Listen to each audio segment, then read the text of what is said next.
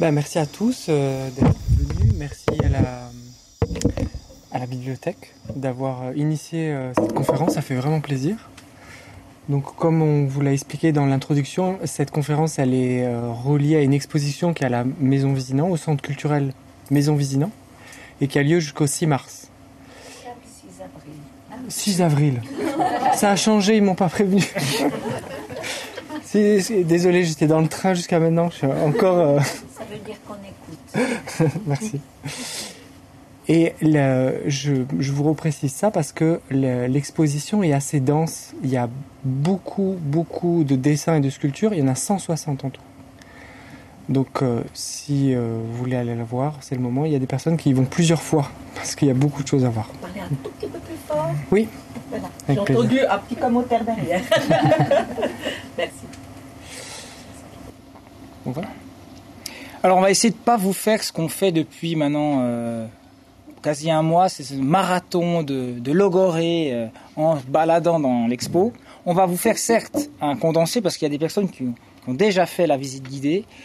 Le but, c'est de vous donner des pistes de réflexion parce que moi, ce qui m'intéresse et ce qui intéresse Teddy pour le partage, vu en plus la thématique du forum, de la bibliothèque de Montreux, c'est moi la thématique de l'imaginaire, de l'espace de la création, surtout à l'aune maintenant, vous avez vu, il y a même pas 2 jours, il y a une nouvelle application d'OpenAI qui fait que à peu près tout peut être bouffé avec le style de Miyazaki, donc Studio Ghibli, alors que Miyazaki, il n'y a même pas si longtemps, avait dit « je ne veux pas utiliser ces processus techniques, c'est pour moi une honte à l'humanité », enfin je ne sais plus les termes exacts, mais pour lui c'est une déliquescence totale de la création et une anicroche à la création, plus qu'une anicroche, une insulte à la création. Donc ça, c'est il y a 2 jours. Donc tout le monde maintenant refait ses photos de voyage en version Ghibli. Enfin, c'est une espèce de grégarisme atroce, mais qui est super bien foutu. Et non, nous, on veut parler de dessin, d'espace d'imaginaire et de processus aussi de lien avec la mystique.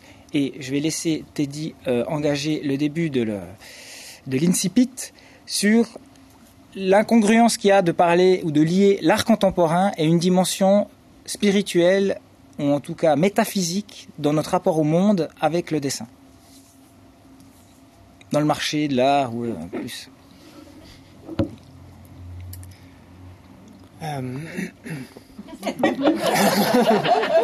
C'est ce que tu commences toujours, hein, oui, normalement. Hein. Tu la connais.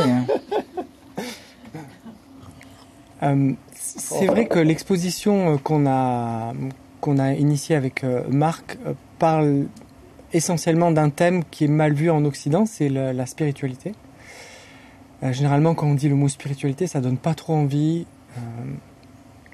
On a 2 choses qui sont liées à ça. La première, c'est qu'on a tout de suite cette image des personnes qui sont un petit peu hors sol, un peu perchées et qui parlent d'énergie positive, négative, les chakras. Vous avez déjà entendu parler de tout ça. Je fais exprès de caricaturer ces personnes. Hein. S'il y en a dans la salle, le prenez pas mal. Bon, c'est le rayon développement personnel et spiritualité de la FNAC, quoi. C'est ça. Bon, pas tout, mais en tout cas, j'y suis passé, donc je me permets. Et généralement, opposé à ces personnes-là, il y a la plus grosse partie des autres personnes qui sont dans un quotidien et qui s'occupent des difficultés du quotidien. Et ils ont déjà beaucoup à faire. Vous voyez comment c'est la vie, il y a plein de challenges et c'est déjà pas mal. Donc s'occuper des petites énergies, des lutins ou autres, ça nous passe au-dessus. Et en gros, c'est soit on fait partie d'un camp, soit on fait partie de l'autre. Il y a comme une opposition. Et cette opposition, elle vient de loin. Si je vous parle de l'opposition du haut, du bas, voilà, on commence un peu mieux à comprendre. Et la spiritualité qu'on essaye de partager avec cette exposition, elle est assez différente. En tout cas, c'est un cheminement qui amène à une autre forme de spiritualité, une spiritualité qui est en symbiose avec un quotidien, en symbiose avec même les aléas de la vie et les problèmes de la vie, qui est parfaitement enracinée dans la matière, dans le matériel. Du coup, très bonne transition, incroyable. On a divisé cette exposition en 3 parties. qui suivent un petit peu les cheminements que l'on peut faire quand on fait un travail sur soi ou une introspection. Matière, la matière, le niveau de la matière, qui correspond au corps physique, le temps linéaire, passé, présent, futur, le temps des expériences, les expériences humaines, c'est vraiment au niveau de la matière que ça se passe. Et ensuite, il y a la partie énergie. Donc ça, c'est des niveaux plus subtils, les corps énergétiques, ce genre de choses. Où là, on est plus sur un temps instantané. Et encore un autre niveau qui n'est pas vraiment un niveau encore. C'est un peu difficile à définir. On appelle ça la vacuité. Peut-être vous avez jamais entendu, peut-être vous avez déjà entendu. C'est en gros de là où émerge toute la création. Tout le monde, l'énergie, matière et tout ce que ça comprend. C'est un niveau où c'est un peu plus difficile d'en parler parce que justement on ne peut pas le saisir et on ne peut pas l'enfermer dans des concepts. Mais il y a quelques mots qui pointent vers, moi j'aime bien dire silence intérieur. Donc voilà, ces trois parties, c'est les trois parties d'un cheminement et c'est les trois parties qu'on a choisies dans cette exposition. Et du coup, on est allé les explorer chacun les deux à notre manière. Donc matière, énergie et vacuité. Ce qui est intéressant, c'est que, alors moi j'aime bien ramener toujours une petite dimension littéraire. Heidegger a bien dit que les sciences dures, à leur paroxysme, amèneront en fait une révélation de ce qui avait été dit dans les anciennes traditions.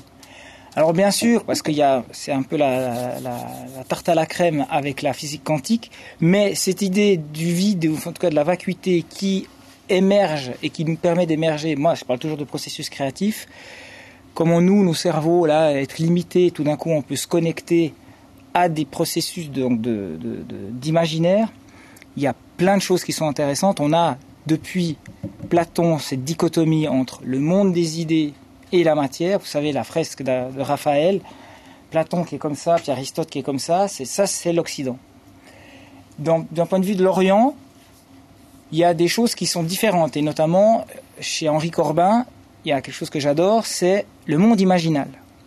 C'est-à-dire qu'il n'y a pas uniquement une dichotomie entre le monde des atomes, on reprend les atomistes grecs, hein, ils avaient une très bonne intuition. Par l'imaginaire, ils ont mis un concept qui a mis 2000 ans avant qu'on puisse le prouver, donc l'existence des atomes. Donc par l'imaginaire, on peut faire des choses incroyables, mais l'imaginaire, c'est quoi ? Eh bien, en fait, Henri Corbin, alors là on est dans un mystique soufi, il y a des citadelles en suspens, il y a un monde entre le monde des idées, qui serait parfait chez Platon, et le monde de la matière, c'est le monde imaginal. Et les âmes, en fait, sont en constant lien avec ces idées, ces concepts qui sont en suspens. Avec l'idée, bien sûr, que tout ce qu'on a eu, tout ce qu'on a pensé, on doit le récapituler, on doit le retraverser par les processus d'initiation. Cette matière, cette énergie, pour essayer de rejoindre la vacuité, on doit la retraverser. Donc on va retraverser nos cités imaginaires. C'est que si tu as vu toute ta vie que des choses horribles, si tu as empilé le caca toute ta vie, tu vas repasser par tout ce que tu as empilé, quoi. Et c'est intéressant parce que vu qu'on est une société encrassée d'images et qu'on n'a jamais autant été bombardé d'images, je vous dis, on a un travail par rapport à nos anciens qui est pas mal. On a accès à plus de choses, mais on aura aussi plus à décanter. C'est the balance of, comme disent nos amis américains. Donc moi, ce qui m'intéresse avec cette tripartition qu'a fait Teddy, c'est de ramener à des auteurs qui me font, rebondir avec mes crayons, avec mes rotring, sur ce qu'on dit. Alors Teddy, lui, le dit avec sa sensibilité, sa simplicité. Moi, j'ai tendance à reprendre ça de manière prolixe et verbeuse. Au final, on monte. Et vous allez voir, c'est l'ADN. C'est les dessins de Teddy avec deux serpents qui s'entrelacent et qui montent. Je te laisse continuer sur la matière. On montre un peu les images qui illustrent le thème là, de la matière. Oui. Oui. Donc ici, vous avez par exemple... Hop, elle est partie. Mais reste avec nous. Il y a moyen d'avoir un full écran puis pas aller... Oui, mais oui, c'est possible. Oui. C'est ça, là, tac, ça. Parce que là, merci. Très bien. Donc on va suivre un peu ces trois parties. Donc la première partie, la matière, qui chez moi correspond à une période de vie où je sortais de l'adolescence, j'étais encore dans l'adolescence, et où j'étais pas très très bien dans ma peau. Et l'art, c'était un moyen c'était un exutoire, un espace où je pouvais, comment je pourrais dire simplement, déposer ce que j'avais pas envie à l'intérieur. Mais si je veux parler de mon processus et si je veux être totalement transparent, j'en avais pas conscience que je faisais ça. Je dessinais de manière instinctive sans trop réfléchir. Et donc, vous allez voir un enchaînement de dessins.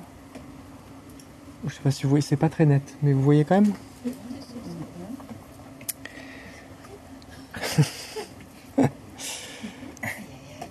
Où j'exprimais, voilà, des choses un peu sur le vif, on va dire ça comme ça, avec un côté incisif.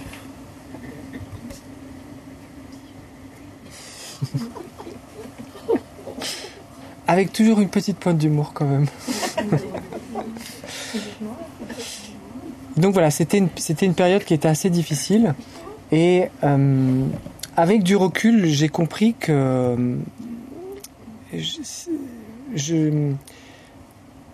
inconsciemment, je cherchais en fait comme cette initiation qu'on a perdue en Occident, ces passages initiatiques qu'on retrouve dans beaucoup de traditions et qui permettent de savoir un petit peu qui on est, où on est par rapport à sa famille et même au clan dans certaines tribus, etc.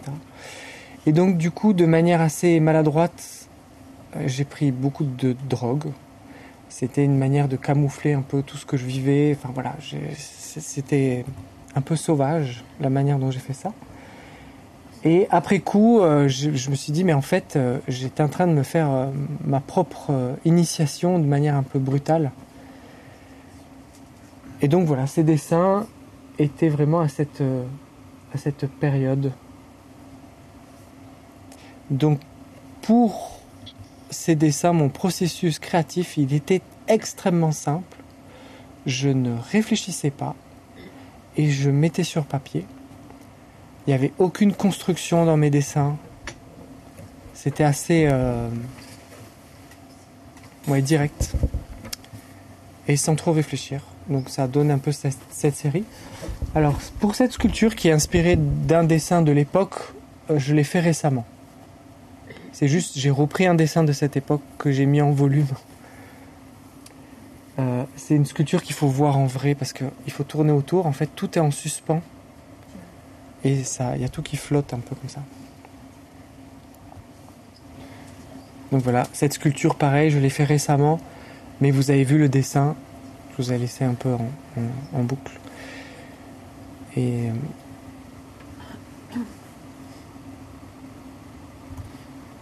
voilà, un peu plus piquant. Et à l'époque, il y avait vraiment une fascination pour tout ce qui était un peu comme ça, un peu gore, un peu sale. J'y trouvais une forme de beauté.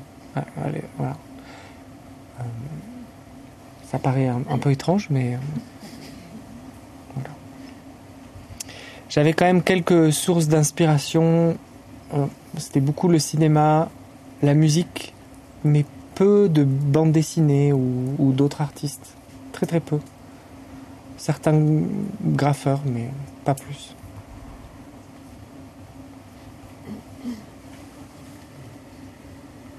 Voilà, j'étais pas très bien, on le voit quand même, non? Voilà, là on arrive, c'est plus mon travail, on arrive sur les pièces de Mandrill. Alors, le travail de Teddy, ce que j'aimais bien, c'est son lien entre réactiver des anciennes casseroles comme ça par sa maîtrise de la sculpture. Alors il a parlé de la perte de la liturgie, des processus de rites de passage, alors que c'est exactement ce que j'étudie et ce qui me passionne. Ou les représentations dans l'histoire de l'art du sacré. et les maladresses qu'on peut faire, ou au contraire les fulgurances. Alors là, par exemple, c'est toute la thématique de la Sainte Face, ce qu'on appelle chez les orthodoxes, avec le terme grec, les akéropoeites, donc c'est les images qui n'ont pas été faites par les humains. Parce que oui, il y a des images dans le monde qui sont là, mais qui ne sont pas faites par des humains. Alors c'est quoi, par exemple ? C'est justement la Sainte Face, qu'il y a sur le Saint-Suaire de Turin, par exemple. Toutes les images... Enfin, si Dieu produit une image, ce qui est normalement assez mal vu dans certaines traditions, mais s'il y a une image qui n'est pas faite par un humain, c'est un ange, ou un djinn, ou quelque chose qui fait que ce n'est pas un humain. Moi, ça m'intéresse. Et moi, ce qui m'intéresse, c'est comment représenter, par exemple, la face du prophète Yeshua, qui n'a aucune... On sait que c'est un homme, on sait qu'il était charpentier, mais on n'a aucune description physique. Alors, bien sûr, les peintres de la Renaissance ont mis un joli barbu, beau gosse, qui est facilement détourné par beaucoup de pubs, beaucoup d'humour un peu grinçant, style Canal+. Le bon vieux Jésus habillé avec une toche blanche, avec un drap rouge, et puis qui visiblement subit pas mal de choses. Moi, voilà, c'est la thématique de l'inversion. Donc là, j'en ai fait toute une vidéo, vous pouvez trouver sur la thématique de l'homme vert. Donc, on a dans ces cathédrales ces hommes feuillus comme ça, qui sont peut-être un vieux reste celtique d'une tradition et du logos qui est dégueulé par des statues un peu burlesques, un peu farcesques, dans un premier temps. Donc ces statuaires médiévales où on voit ces personnages qui sont remplis de feuilles. Et moi, j'avais envie de reprendre cette esthétique-là, donc de l'homme vert, mais avec le Christ, c'est-à-dire d'inverser. Ce n'est plus un Christ couronné d'épines, mais un homme végétal, un sylvain couronné d'humain, ou en tout cas de prophète. Thématique sur le rhizome. Alors, je ne vais pas vous faire des tunnels sur Deleuze, mais voilà, le théorie du rhizome, moi, j'avais envie de le faire. Et où c'est que ça bloque ? Quand c'est parallèle et quand c'est que ça bloque. Reprendre aussi les travaux des académiciens, donc Diderot d'Alembert, tout le système nerveux, tout le système circulatoire de l'humain. Et moi, j'en fais un caput mundi, comme ça, je reprends le cerveau et ça part en homme arbre. Les rites, où sont nos rites ? Je suis de Neuchâtel, vous savez que Van Gennep est l'anthropologue qui a créé le concept du rite de passage, un des premiers conservateurs du musée d'Ethno, dans lequel j'ai chauffé le banc pendant plusieurs années. Mon travail de photo, parce que j'aime aussi beaucoup la photo, mais je suis peut-être un mauvais photographe. J'adore la photo parce que j'archive. Il y a à peu près 300 000 photos sur ce téléphone.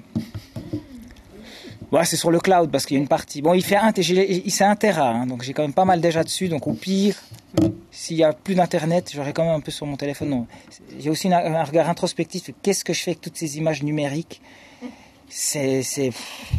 Après, j'imprime beaucoup aussi pour garder des archives. En parlant d'archives, là, c'est toutes les architectures que j'ai adorées, qui sont art déco, modernes, un peu à la Fritz Lang. Vous avez tous la référence avec Metropolis. Mais il y a des immeubles qui ont vraiment existé comme ça, enfin qui existent. Alors là, c'est que Shanghai. Premier plan, c'est Shanghai. Le deuxième plan, pardon, c'est Shanghai, où après ça part en mode Blade Runner ou cité Alderaan dans Star Wars, un petit peu. Puis le premier plan, c'est tout. Alors on le voit pas parce que il faut le voir en vrai, mais il y a à peu près 1 mois de boulot où tous les personnages sont dessinés, hyper bien détaillés, avec le carnaval de Bâle, le Morgenstreich, qui s'est déroulé il n'y a pas si longtemps. Je suis un immense fan de ce carnaval, sachant que Jean Tinguely avait dit que c'était le plus beau carnaval du monde. Alors j'aime bien prendre des incongruités comme ça. On a tous on fabule comme ça les masques tibétains, japonais, tout. Mais en fait dans notre culture à nous en Suisse, on a des masques incroyables. Je parle même pas des masques de Lutschenthal qui me fascinent. Donc j'essaie un petit peu de prendre traditions suisses puis de les remettre dans d'autres contextes entre le manga et la science-fiction. Voilà, ça c'est un grand tableau qui est présent à la Maison Vésinan dans la première salle, sur donc la thématique de la matière si bien explicitée par Teddy. Donc là c'est une espèce de procession de toutes les cultures possibles qui se réunissent autour de cet être si bizarre, si vénéré de manière très maladroite, et de manière si subtile quand on lit Saint Thomas d'Aquin et les pères de l'Église. Donc c'était un peu un compendium à la Bosch 2.0 d'un carnaval ubuesque autour d'un être en lévitation qu'on pourrait interpréter comme le Christ. J'ai fait une même série où j'ai mis Zarathustra. Enfin bref, ça vient d'Orient, il y a quelque chose qui se passe, quoi. Et dans la matière, il y a aussi toutes mes recherches de machinerie, parce que je suis un fan du 19e et bien sûr de tout l'univers Jules Vernesque. Donc il y a de la machine. Mais enfin voilà, il y a toute une série de mes machines et de mes recherches donc de ce 19e qui avec la vapeur va faire énormément de choses. Et qui donc préfigure la maîtrise, alors que la vapeur, c'est encore complètement compréhensible, hein, c'est Papin, il y a un peu de pression là, on ouvre une vanne, ça va là. Je veux dire, tu peux l'expliquer. Dès qu'on rentre à partir du XXe siècle avec les forces nucléaires, là, il se passe quelque chose, c'est l'explosion. Et comme par hasard, à ce moment-là, il y a une autre vision du monde. On traverse les choses, il y a la psychanalyse, et en même temps, il y a les rayons X. Donc on va à l'intérieur des choses. Ce que j'adore voir, c'est les liens typologiques entre une invention, un nouveau paradigme, et comment les artistes, eux, de manière complètement synchrone, créent des choses. Je prends l'exemple de la relativité d'Einstein, et du cubisme analytique de Picasso qui arrive en même temps. On voit les choses d'un autre angle, un nouveau paradigme, la gravité vue autrement, et Picasso qui pète les codes et qui nous fait ces Demoiselles d'Avignon, par exemple. Voilà. Est-ce qu'on entre dans l'énergie, Teddy? Est-ce que vous êtes encore là? Ça va? On est là. C'est parfait. Donc juste le temps d'ouvrir la suite du dossier. Pour la partie matière, il y a quelque chose qu'on retrouve beaucoup quand on fait, par exemple, un travail chamanique. C'est la première chose qu'on fait, c'est le nettoyage du corps physique. On va nettoyer les toxines du corps. Et je trouvais assez approprié de mettre la série que vous avez vue, avec le nettoyage des toxines, dans la matière. Je trouvais ça assez chouette. Et juste avant de passer dans le dossier énergie, je ne sais pas si vous avez remarqué. Ah, les deux serpents dont je parlais avant. Voilà. Bien sûr, je vais faire exprès de le caricaturer, de l'exagérer encore une fois. On pourrait voir un petit peu nos cheminements avec Mandrill comme... il y a des similitudes, bien sûr, mais il y a aussi des choses très différentes. Et chez moi, c'est beaucoup plus introspectif, on va dire. Même si vous allez voir, je me suis quand même inspiré d'autres artistes au fur et à mesure qu'on va avancer dans la conférence. Et chez Mandrill, lui, il est plutôt allé chercher vers l'extérieur, que ce soit dans la littérature, dans ses voyages, ou dans tout ce qu'il a, toute la connaissance qu'il a, tout le savoir qu'il a, qui est impressionnant, j'avoue. Mais en gros, toi, tu es allé au bout du monde pour aller te chercher toi-même dans tes introspections. Enfin, je l'improvise celle-là. Hein. Donc, tu es allé au fin fond de l'Amazonie pour voir, puis sortir tes tripes et te reconnecter à toi. Alors que moi, je suis parti partout pour retrouver, m'émerveiller sur nos propres productions occidentales, entre guillemets suisses, mais j'ai aucun nationalisme là derrière. C'est-à-dire que moi, ce que j'aime, c'est l'art paysan, c'est l'art brut. Et effectivement, c'est théorisé en Europe, quoi. Mais après, si je vois de l'art brut ailleurs, j'adore, ça me donne des idées, puis c'est parti, ça me fait un nouveau masque farfelu à faire dans une de mes compositions. Mais c'est marrant ce travail c'est bien pour ça qu'on a une espèce d'ADN les deux. Donc suite à cette période un petit peu mouvementée, on va dire ça simplement comme ça, je suis parti voir des guérisseurs en Amazonie, au Pérou. C'est pour ça qu'il parlait de voyage. Je suis parti là-bas. Des guérisseurs qui utilisent les plantes de l'Amazonie, donc pas que les plantes psychoactives, parce que peut-être vous avez déjà entendu parler de l'ayahuasca qui est un peu à la mode, enfin il y a eu une période où c'était un peu à la mode, mais surtout ils travaillent avec beaucoup d'autres plantes pour soigner, et donc je suis parti les voir, et je suis tombé amoureux de leur médecine, de leur chant en particulier, et du coup j'ai décidé d'apprendre leur médecine. Donc j'ai suivi un long apprentissage, parce que c'est quelque chose qui prend beaucoup de temps. Et avec ces guérisseurs, on apprend, pour apprendre, on va pas voir le guérisseur, il va nous dire voilà, pour soigner, tu fais comme ci, comme ça, comme on apprend en Occident. Ils apprennent directement des plantes. Donc du coup, j'ai appris directement des plantes. Ils appellent ça des diètes. C'est-à-dire, on se retrouve dans une toute petite cabane, perdue dans la forêt, avec des murs de moustiquaires, donc on est vraiment dans la jungle. Et on va suivre un régime alimentaire très strict, où on va manger très très peu.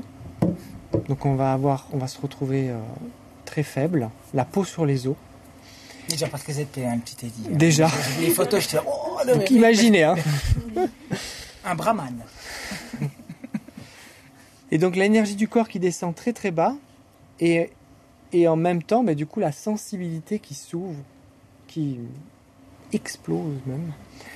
Et on se met à ressentir énormément de choses, et pour pouvoir capter l'énergie de la plante que l'on diète.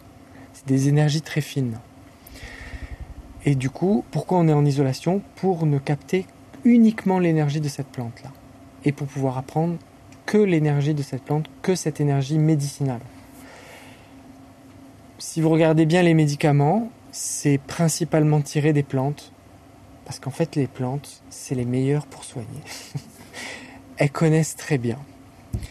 Et donc, du coup, quand on diète cette plante, on apprend la médecine de cette plante. Et on fait des longues diètes comme ça, pendant très très longtemps. Je ne vais pas rentrer dans le processus. Si ça vous intéresse, vous poserez des questions. Et à la fin de la diète, le guérisseur, il va incorporer toute cette énergie dans le corps de l'apprenti. Il met dedans. Et ensuite, quand l'apprenti va commencer à chanter, parce que c'est par les chants qu'on soigne principalement, et il va chanter avec cette énergie-là. Cette énergie qui est médicinale. Donc voilà pour les grandes lignes. Et donc dans mon apprentissage, j'ai dessiné dans ma petite cabane. J'avais mon petit carnet, je faisais mes petits dessins. Et donc il y a pas mal de dessins qui ont été faits au Pérou et qui reflètent ces diètes, le monde des plantes, le monde des esprits. Parce que là on commence à rentrer dans le monde subtil. Et donc là-bas, au Pérou, mais pas qu'au Pérou, mais souvent on a cette image de ce peuple qui vit dans la forêt en harmonie avec la nature. Vous l'avez, cette image. On a souvent cette image. C'est parce qu'ils sont dans la forêt, ils touchent les arbres. En fait, ça va plus loin que ça. C'est simplement parce qu'ils sont conscients de tous ces niveaux subtils et du monde, ce qu'on appelle du monde des esprits, et ils vivent en étant conscients de ces choses-là. En Occident, on a un peu perdu ça. Dès qu'on parle d'esprit, on est là, comment? Au Japon, par contre, eux, ils sont au courant, il y a des esprits partout et ça fait partie de leur culture. Et donc là-bas aussi. C'est vrai que l'abrahamisme, que ce soit chez nos amis juifs, musulmans ou notre culture chrétienne, on a bazardé tout substrat animiste que tu retrouves dans toutes les autres cultures. Moi qui ai pas mal vu l'Afrique, et quand j'étais rien qu'avec mes guides dans le désert blanc, attention, ces dunes-là, faut pas aller. Enfin, il y a toute un rapport subtil avec les entités, les Japonais avec les yokai, qui est folklorique. Nous, on le voit, on est spectateur de cette culture des autres, et on n'est plus acteur de nos propres processus de liens métaphoriques aussi, parce que bien sûr, la plupart, ils le prennent comme un rapport symbolique, un peu comme le Papa Noël chez nous, mais il y a quand même un arrière-fond. Je veux dire, la prof d'école, elle voit un arbre au Japon, on salue tous l'arbre, les élèves aussi saluent l'arbre, et c'est normal. Et nous, on n'a plus du tout ça. On a d'autres liens, on a des rapports aux anges, on a des choses incroyables qui se sont développées, mais on a perdu ce lien subtil. Je rebondis encore sur un autre truc qui m'avait halluciné dans son parcours. Il a fait 2 ans d'isolation. Il n'y a rien qui doit rentrer. Je trouve que c'est dommage que tu n'as pas appuyé là-dessus. Par contre, tout peut sortir. Tu peux chanter, tu peux dessiner, mais tu n'as pas le droit à avoir d'interaction avec le monde. Donc tu ne lis pas, tu n'écoutes pas la musique extérieure, enfin tu t'écoutes la forêt et tu t'écoutes toi. Enfin, je trouvais intéressant ce passage que tu as un petit peu évité là. Je n'ai pas évité, j'ai oublié. Ou ça ne m'a pas traversé plutôt. Oui, en gros, c'est un principe qui est très simple. C'est durant la diète, il faut éviter de rentrer de l'information autre que la plante que l'on diète. Donc c'est vrai que dès qu'on a une conversation avec quelqu'un, en fait, on rentre de l'information en quelque sorte. Dès qu'on lit un livre, dès qu'on est sur son téléphone ou autre. Bon, là-bas au Pérou, il n'y avait pas de téléphone, il n'y avait rien de tout ça. À l'époque, j'avais même pas de téléphone de toute façon. Et par contre, sortir de l'information, ça c'est ok. Donc dessiner, j'ai sculpté aussi. Non mais t'as appris à sculpter tout seul, c'est ça qui est hallucinant. J'ai commencé à sculpter le bois quand j'étais là-bas en isolation. Oui. Puis je fais une petite anecdote. Tous les dessinateurs ne sont pas forcément des sculpteurs, mais c'est vrai que sculpter, c'est dessiner en 3D. Alors pas tous les dessinateurs sont des bons sculpteurs, mais je vous garantis que tous les sculpteurs sont des bons dessinateurs. C'est une condition nécessaire et suffisante, quoi. Tu trouves pas des gars qui font de la 3D et qui n'ont pas compris la 2D. C'est une évolution logique. Bon, maintenant les imprimantes 3D et tout ça commence à changer. Mais bon. On parle du vrai monde. Hein. Donc voilà l'idée cette idée de rentrer, sortir l'information. Et c'est uniquement dans ce cadre-là, hein, je précise, dans ce cadre pour apprendre cette médecine. Et donc là, par exemple, dans ce dessin, vous voyez, j'ai tenté de représenter un peu les mouvements énergétiques que l'on peut voir avec ce type de médecine. Et je ne sais pas si vous voyez au-dessus, on voit un petit peu des visages qui apparaissent. Ça fait bouger la toile et tout. Incroyable, incroyable. Des effets spéciaux 4D. Incroyables. Cinéma 4D. Et les esprits, généralement, se présentent à nous un peu comme ça. Ils apparaissent tout doucement. Peut-être vous avez déjà vu, quand vous êtes en forêt, vous regardez des feuilles. Et de temps en temps, on a l'impression de voir des petits nuages, ou des petits visages, ou dans les nuages, de voir des visages. Et généralement, voilà, ils apparaissent comme ça, tout doucement, tout doucement. Et puis avec ces médecines, ils apparaissent clairement. Et quand ils apparaissent clairement, on a la certitude que ces choses-là ne sont pas des hallucinations. On ressent et on vit que ces choses-là sont aussi vraies que la matière. Dans le cadre d'un rite. Mais il faut le vivre. Il faut le vivre, mais dans le cadre d'un rite, dans la tradition.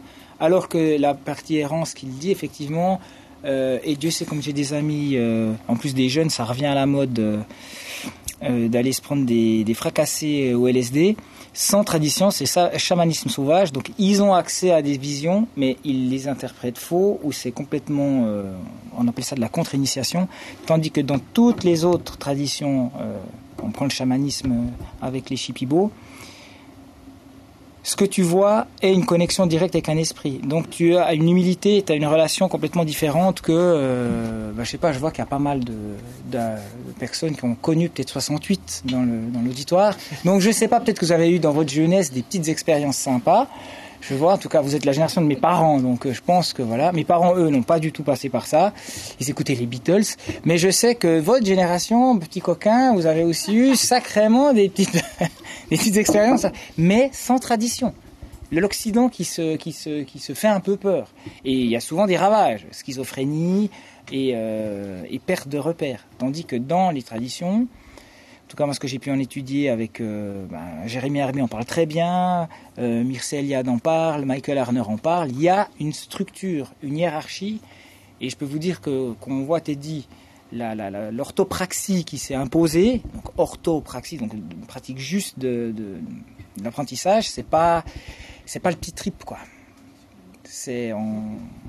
Voilà, c'est comme une étude scolastique médiévale, quoi. On n'est pas là pour, c'est pas Michel Onfray, quoi. Non, c'était pas un petit trip, effectivement. D'aller plonger et commencer à soulever les couvercles chez soi, c'est difficile. Surtout avec cette tradition-là en particulier, que je ne recommande pas forcément. Mais à l'époque, j'étais un peu une tête brûlée. Et j'avais ce côté... en Occident, on a... En tout cas, pour mon cas, j'avais ces croyances qui viennent un peu du judéo-chrétien. Il faut souffrir pour évoluer, se fouetter, etc. Et aller dans cette tradition, c'était un petit peu rencontrer ses croyances profondes. Et donc du coup, quand on prend ces plantes, on se retrouve face à ce qu'on a à l'intérieur. Et voilà, vous avez vu les dessins d'avant, vous imaginez ce que j'ai dû traverser. Et dans ces dessins, je ne sais pas si vous voyez, mais on voit que quand même ça change. Les thèmes changent, la couleur apparaît. C'est un peu plus positif. Et c'est le reflet du travail qui a été fait et de leur médecine qui est quand même une sacrée bonne médecine. Pour certaines choses, ils sont très très doués. Ils ont vraiment une technologie assez évoluée, même si on les appelle souvent les primitifs. Alors oui, ils n'ont pas inventé des objets électroniques, matériels incroyables, mais ils ont développé une connaissance sur l'être humain et son esprit, et surtout comment aider et soigner ces choses-là. Jacques Mabi, qui est un médecin donc émérite français, qui est maintenant en Taquihuasi au Pérou, soigne et à 89% sur les problèmes d'addiction. Avec le protocole juste, avec l'ayahuasca, il soigne tous les problèmes de dépendance, qui est d'ailleurs la toxicomanie ou comment on appelle le vrai terme. C'est des termes simples et je ne les ai pas. La dépendance et addiction, non, mais il y a encore un autre terme. C'est qu'en Occident, en fait, qu'il y a ça. Dans les traditions primordiales, il n'y a pas... ce qui renvoie à la tradition primordiale, là je parle comme René Guénon, il n'y a pas de toxicomanie. C'est que l'Occident qui crée ce problème. Ou en tout cas, les sociétés traditionnelles qui ont contact avec l'Occident vont être dévoyées et puis perdent leur levier de contrôle. Je parlais d'orthopraxie avant. Et donc du coup, les antidépresseurs, j'ai assez de potes qui sont complètement ravagés par ça. Il me semble que c'est un engrenage qui peut stabiliser, mais je vois pas, moi, une science. Je vois une espèce de tâtonnement chimique. Je parlais de papin avant, où on met un peu plus de vapeur ici, un peu plus de pression, puis ça marche. Mais en fait, ça fait que désorganiser à long terme l'édifice, la machine, mais il n'y a pas de guérison. J'ai vu récemment, je te laisse la parole, j'ai vu récemment des psychiatres interrogés. C'est un format bien sûr moderne, vertical, Instagram, mais tu vois une quinzaine de psychologues qui disent combien vous en avez sauvé. Et il y en a aucun qui dit ah non, moi ils sont tous là disons que j'ai une relation avec mes patients qui est quand même complexe, non, mais en fait c'est que des euphémismes pour dire que il y en a aucun qui est sauvé, quoi. Et je connais pas beaucoup de psys qui me disent moi je fais du bon travail, j'ai pas mal de personnes que je vois plus. C'est plutôt l'inverse. Et ça tombe bien pour eux. Alors que les Chinois, vous savez, la petite anecdote, c'est que tu payes le médecin que quand ça marche pas. C'est jamais. Dans la tradition. Si ça marche, tu payes pas. Donc il y a tout intérêt à que ça marche. Contrairement à Novartis. Ouais. Je voudrais essayer de vous... Bon, je vais remettre ça. Je vais juste développer une toute petite chose parce que avant qu'on arrive sur les pièces de mandrill. En Occident, en tout cas, on entend parler de l'ayahuasca et on pense que c'est l'ayahuasca qui fait tout.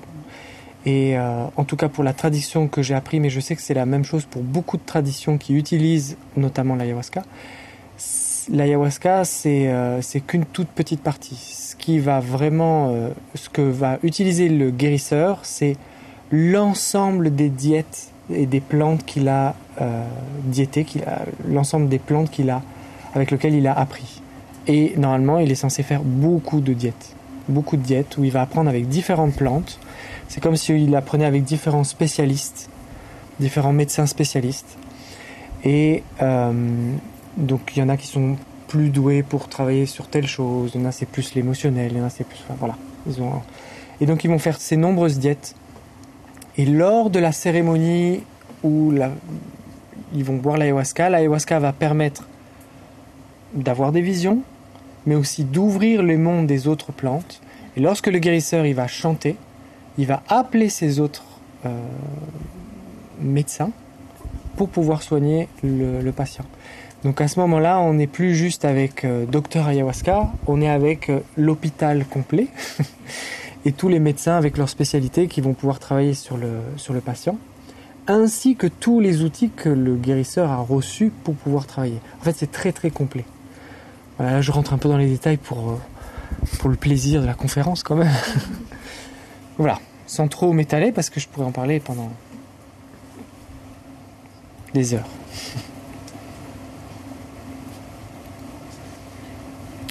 Voilà, ça c'est une sculpture que je vous invite à aller voir,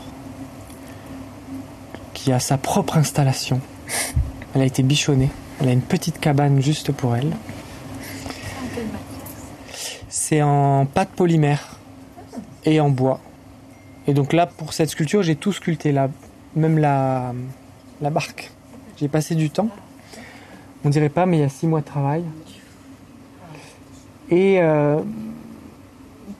je vous donne le contexte. Pendant ma première année d'isolation, au bout d'un moment, j'ai eu une vision. Et je voyais comme ça, sur une petite barque, au clair de lune, un esprit qui pagayait avec des énormes oreilles. Très très drôle. Vraiment, il était mignon. Très sage. Très sage. Et je vais essayer de décrire, mais j'avais la certitude, enfin c'est même pas la certitude, je savais que c'était de la pure connaissance médicinale. C'est-à-dire cet esprit était l'incarnation d'une connaissance médicinale. Et on avait l'impression qu'il connaissait tous les secrets de la vie. Il était sur sa petite barque, comme ça, il me regardait. C'était vraiment un moment délicieux. Et du coup, en hommage à ce moment et à tout ce qu'il m'a apporté, je lui ai fait cette sculpture. Et j'ai même fait construire une petite cabane avec un petit éclairage nuit pour essayer de partager un petit peu ce moment. Donc il y a un petit son de nuit où on entend les sons de la forêt. Donc voilà, je vous invite à aller voir, c'est très...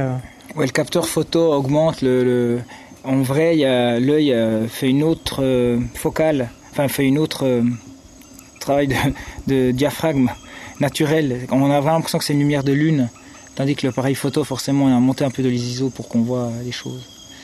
Ah ben vous avez une vidéo. Voilà, c'est plus comme ça. Bah ouais, c'est plus les lumières de la cabane. Puis là, il y a les sons de la nuit, de la forêt, que je vais pas tenter d'imiter. Je vous laisse aller voir.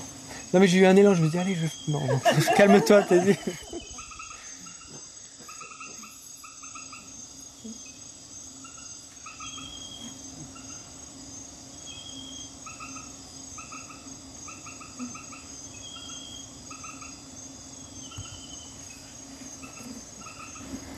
Alors, Archimboldo, j'ai toute une thématique sur les animaux sacrés. Alors bien sûr, le cerf est pour moi le plus noble. Déjà, au plaisir, mes amis véganes, c'est clair que c'est pas le lion, le prince ou le roi des animaux. Pour moi, c'est le cerf. Alors j'ai fait tout un tas de cerfs où je combine des animaux. Donc il y a des cerfs escargots, coraux, avec les bois donc en escargot. Il y a des cerfs scarabées. Il y a des cerfs papillons, où les bois sont faits de plumes de sphinx et le corps entièrement réalisé en chenille. Donc c'est du 0,13 mm au rotring, aquarelle. On ne se rend pas compte, c'est un format A3+, mais il y a, je sais pas moi, il y a une centaine d'heures pour un travail comme ça. Alors j'adore les phares, j'aime bien changer l'esthétique, faire un peu plus kawaii, un peu plus cartoon. Mais voilà, si l'île est toute petite, autant mettre juste alors un phare. Enfin, un lampadaire.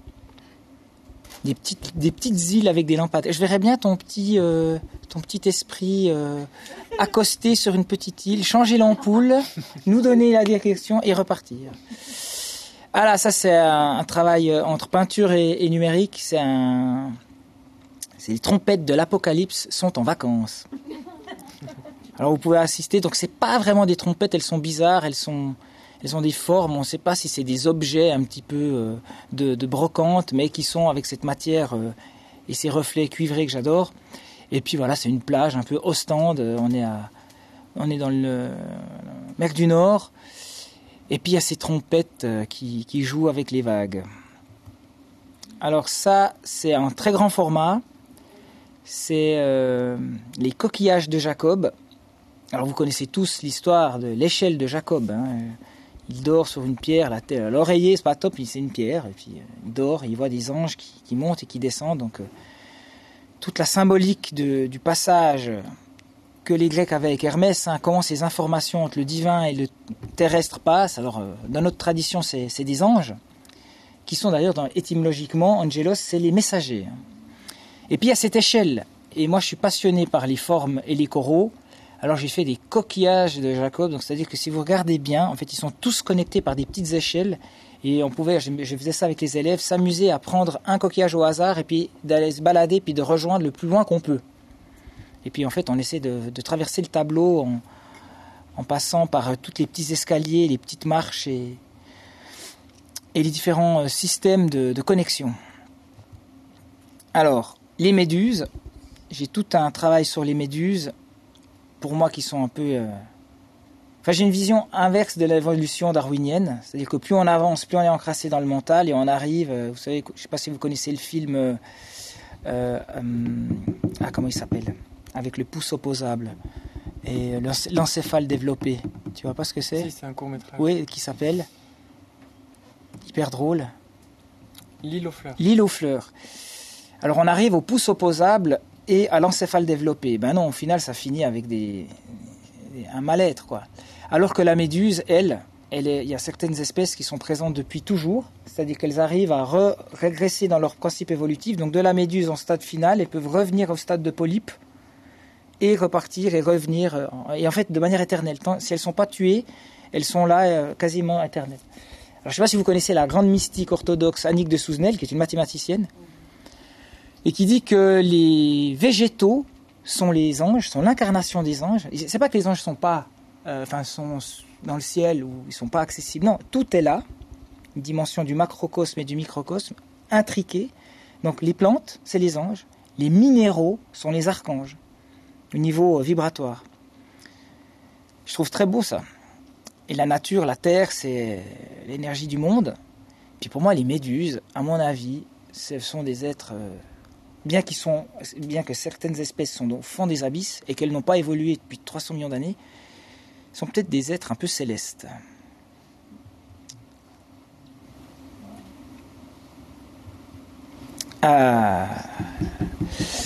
Le fils de l'antiquaire voulait être chaman. Un peu le paradoxe de cette recherche de quête de sens et des fois Lévi-Strauss parle de bricolage, hein, en anthropologie, on rafistole des trucs. Jean.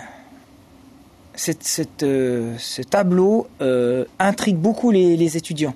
Parce qu'il y a beaucoup de... il y a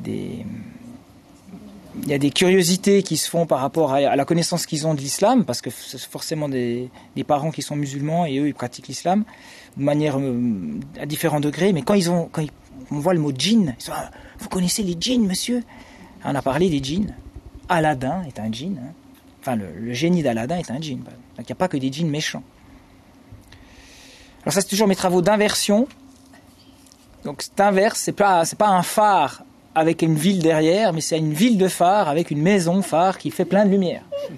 Et c'était l'idée c'est quand on inverse les situations, on peut avoir des fois plus de lumière. On travaille sur la mélancolie, parce que pour moi l'énergie aussi, ce qui est l'énergie de l'artiste, c'est aussi la bile noire. Hein. Chez Aristote, on a aussi cette vision de la mélancolie, de l'atrabile aussi. Alors ça, c'est mon gros, l'énergie aussi, dans tous ses sens, dans l'hégémonie de l'humain. Qu'est-ce qu'on fait avec notre énergie?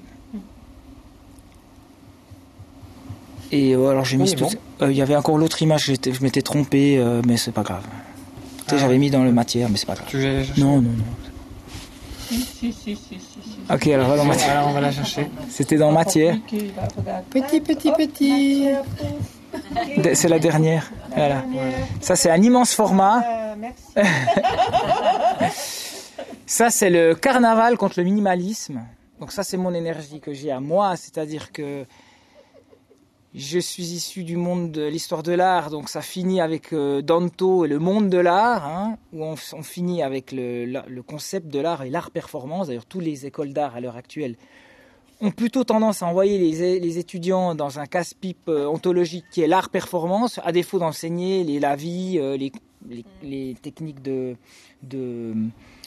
glacis, les techniques aussi de vernis, enfin tout ça. Je parle de principalement la France a fait des dégâts énormes, hein, merci Deleuze et Derrida, a fait des dégâts énormes parce que les écoles d'art ont suivi cette déconstruction. Je vous promets qu'en Chine, en Russie, eux, ils savent parfaitement maîtriser les techniques. Hein. Donc c'était ça, c'était le minimalisme qui est attaqué, les sculptures minimales qui sont attaquées par plein d'êtres polymorphes comme ça, entre cubisme, arte povera, mais revivifié par mes nombreux traits et hachures. Enfin, tout un gros bordel que j'adore, quoi. C'est des pièces qu'il faut vraiment les voir en vrai. Elles sont très grandes, il y a beaucoup de travail. Et on pourrait presque mettre pause et faire une conférence sur... Ouais, il y a 400 heures de taf sur une pièce comme ça. Hein. Donc par rapport à l'énergie, vous avez, en tout cas pour ma part, c'était beaucoup inspiré forcément des diètes et du monde des esprits. Donc c'était toujours dans la continuité d'une introspection. On commence à creuser, à creuser, à creuser. Et là on arrive dans la troisième partie, la vacuité. Et c'est tout mélangé là. Ouais, là c'est tout mélangé. Ah bah voilà, c'est tout mélangé dans la vacuité.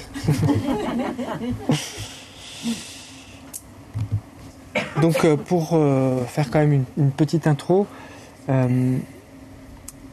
avec cette médecine, même si j'apprenais pour apprendre à soigner, voilà. Au bout d'un moment, je me suis rendu compte que j'étais à l'époque bien déraciné. J'avais pas atterri encore dans mes baskets et que être guérisseur, c'est, je vais le caricaturer, c'est comme vouloir être extraordinaire au-dessus de tout le monde et que si je voulais vraiment me soigner, il fallait que j'atterrisse et que j'accepte plutôt d'avoir une vie ordinaire et d'être un humain simple que vouloir être avec plein de super pouvoirs et de guérir tout le monde. Et j'ai compris que je voulais sauver tout le monde et qu'en fait au fond je voulais me sauver moi-même, je crois. Bref. Et donc quand j'ai réalisé ça, tout doucement j'ai arrêté cette médecine et j'ai décidé d'avoir une vie plus simple, on va dire.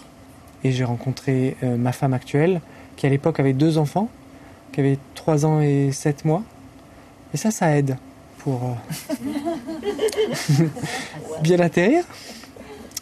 Quelques années après, je suis devenu papa et ça aide aussi.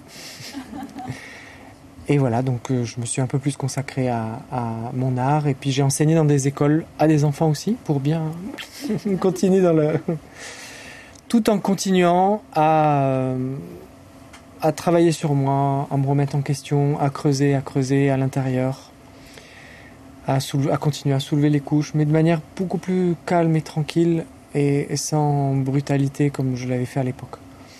Et forcément, quand on creuse à l'intérieur, tout doucement, avec le temps, on tombe sur quelque chose d'extraordinaire, on commence à se rendre compte que la véritable paix, elle est à l'intérieur. Et surtout qu'on a ça à l'intérieur de chacun de nous, ce magnifique trésor qui attend sagement, calmement. Donc ce que j'appelle la vacuité, mais je préfère dire silence intérieur parce que ça on comprend tous. Silence intérieur, le silence il est constamment là et par-dessus s'ajoutent les sons, par-dessus il y a les bruits de la vie, il y a nos pensées. Blablabla. Et entre les pensées, dessous, il y a ce silence intérieur. Donc voilà, tout doucement j'ai commencé à le découvrir et quand on le découvre généralement ce qui se passe c'est qu'on se fond dedans et après on ne fait plus qu'un. Et donc, à partir de là, pour faire la transition avec tout ce qu'on parle, le thème de cette conférence, qui est l'imaginaire, Ce qui est assez intéressant, c'est qu'on arrive à la source de toute création. Et là, c'est une source inépuisable d'imaginaire et de créativité. Et en tout cas pour moi, un artiste, il se doit d'aller puiser à l'intérieur de ça et de partager ce genre de choses. Pour moi, c'est pour ça que l'art, qui est inutile, est toujours présent alors qu'il existe depuis la nuit des temps. C'est parce qu'entre guillemets, c'est quelque chose qui nourrit l'homme. Et il y a beaucoup d'artistes qui n'en parlent pas forcément, mais pourtant expriment depuis ce genre d'espace. Je dis espace, même si c'est pas vraiment un espace, mais enfin, voilà. Et pour moi, c'est ça l'art, c'est ce moyen d'aller toucher des choses qui vont nous nourrir pour notre quotidien. Et donc cette série de dessins, c'est toute cette transition qui s'est faite tout doucement et voilà, une transition intérieure.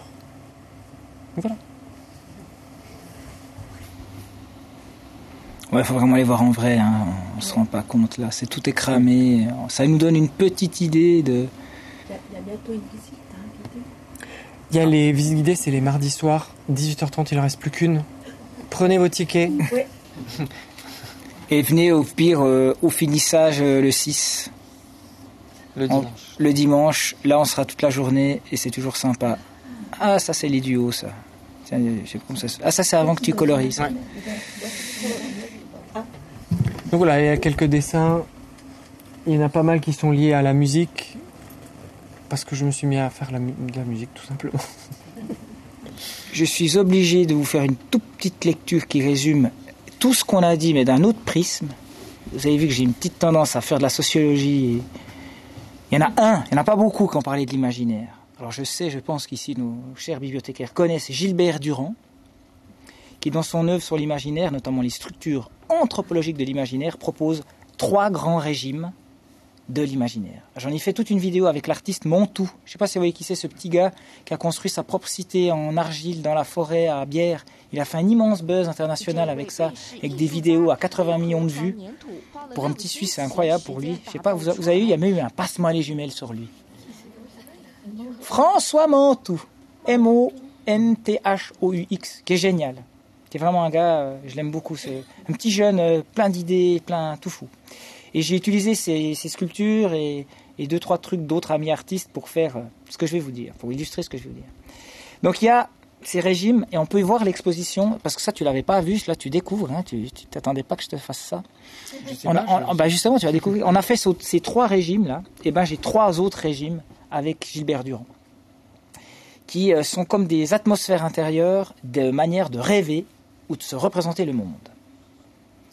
Ce que j'aime bien, c'est que Durand, c'est assez imbitable, c'est assez compliqué à lire, mais pourtant ces concepts sont très simples. Une fois que j'ai fait une espèce de résumé pour que vous compreniez, parce que c'est juste génial. Il y a le régime diurne, ou héroïque. C'est les ambiances claires, tranchées et solaires. L'imaginaire diurne cherche à dominer la peur, surtout celle de la mort, par des figures héroïques, des oppositions nettes, bien, mal, lumière, ténèbres. On y retrouve beaucoup d'images de combats, d'ascension, de purification. Donc là, je mets tous les trucs de Gustave Doré, les machins, la Divine Comédie et tout ça. C'est un imaginaire, mais il y a ça dans toutes les cultures, c'est ça qui est génial. Durand, là, il chope un truc, moi je trouve magique, quoi. C'est un imaginaire de l'ordre de la séparation, de la volonté. Typiquement, c'est l'imaginaire des mythes guerriers, des grandes épopées.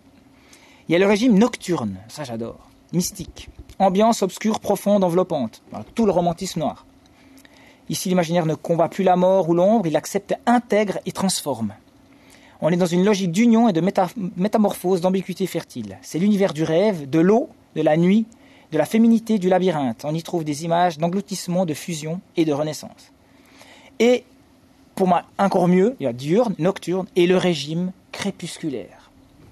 Ou synthétique, ambiance entre chien et loup, instable, fluide. C'est une zone intermédiaire où les frontières sont floues entre le diurne et le nocturne. Il incarne une tension, une oscillation, un mélange instable mais fécond.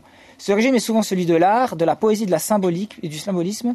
On sent la mélancolie et un goût pour l'ambivalence, les jeux d'ombre et de lumière. Et c'est marrant parce que avec cette tripartition, moi j'arrive à totalement revoir le travail de Teddy, bien sûr le mien, mais j'adore voir, c'est plus intéressant de voir le travail des autres.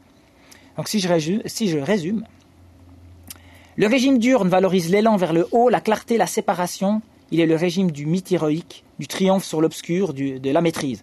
Alors, Hésiode, Hérodote, les métamorphoses d'Ovide, tout ça pour les littéraires, c'est régime dur, on est dans la lumière. C'est très apollonisiaque, comme dirait Nietzsche, quoi. Il donne la naissance à des figures comme l'archange, le guerrier et le feu purificateur.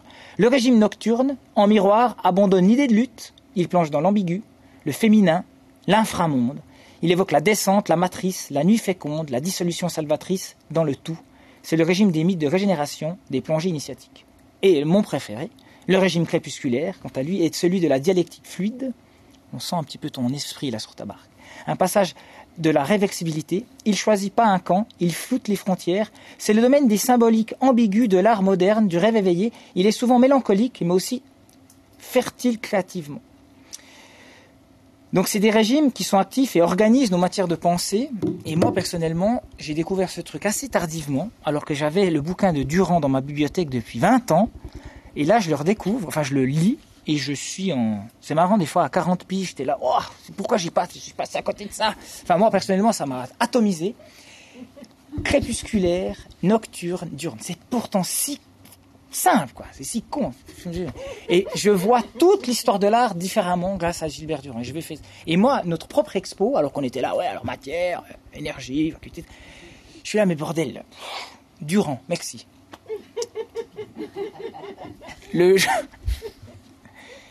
Donc voilà, vous imaginez Durand dans... c'est quoi? C'est crépusculaire, là? C'est plutôt diurne? Tokyo. Là, on est... Mes cathédrales. Alors voilà, juste pour la petite anecdote, j'adore. Là, j'ai fait un truc, un petit pied de nez. Normalement, on a toujours des chantiers, enfin, des bases romanes, et puis on finit avec des flèches gothiques flamboyantes et rayonnantes. Bon, j'ai fait l'inverse. Des bases gothiques, puis tout est roman, voire brutaliste en dessus. Ce qui est impossible. Et puis mes cathédrales fongiques, organiques, du lichen. Donc il faut les voir en vrai, mais je vous les montre. Voilà, c'est crépuscule aussi. Le végétal qui rebouffe tout. Ouais, ça on est bien parti. Hein. Et le faux végétal, donc des immeubles troncs et des feuilles de déchets et de voitures. Toujours Tokyo, toujours Tokyo. Alors juste pour la petite histoire technique, là on voit par exemple cette partie, est-ce qu'on peut avoir la souris? Vous voyez ça là? Ça par exemple, Tinguely disait qu'il veut organiser l'éphémère, c'est ça l'art cinétique. Moi je piège l'éphémère, ou j'essaie de l'attraper. Je fais sur mon dessin un travail d'encre de Chine, et au moment où ça se diffuse, avec mon papier aquarelle, je mets ma lumière et je le prends en photo. Et vous voyez la texture, la blanche, en fait c'est le grain de mon papier. Et puis du coup, j'en fais des tentacules comme ça. Et ça, c'est cette technique de dessiner, puis pendant que ça sèche, je prends en photo, puis je vais l'utiliser comme un calque sur mes images. C'est typique ce que vous avez vu dans la première salle avec la matière, où j'ai tous mes personnages un peu bizarres qui sont autour du Christ. Tokyo, version vert. Je suis daltonien, hein, c'est pour ça que j'aime bien... ouais, parce qu'il faut que ce soit compliqué jusqu'au maximum. Donc je suis daltonien, donc voilà, moi j'aime bien dessiner un truc bizarre, parce que de toute façon, moi je vois le monde de manière bizarre. Et on finit avec une masterpiece aussi de Teddy, que j'adore.